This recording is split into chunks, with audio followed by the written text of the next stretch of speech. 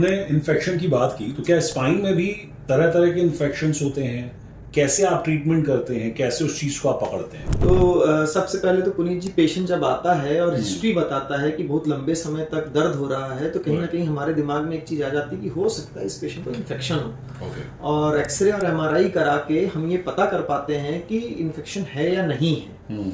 तो एमआरआई कराया और उसमें बोन गल रही है, पस बन रहा है, तो कहीं ना कहीं इन्फेक्शन है।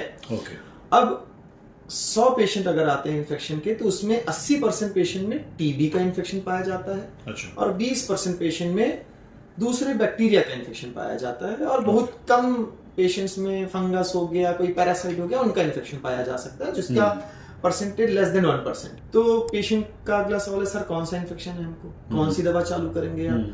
तो केवल एक ही टेक्निक है पुनीत जी, जैसे हम जिस तरीके से हम ये पता कर सकते हैं कौन सा इन्फेक्शन है, वो है हम सैंपल निकालें, हम स्पाइन के पास से पस निकालें या कोई सैंपल निकालें, उसकी टेस्टिंग कराएं और ये प्रूफ कर दें कि ये टीबी है, ये बैक्टीरिया है, ये कौन सा बैक्टीरिया है, और एग्जैक्ट और सटीक इलाज चालू कर दें।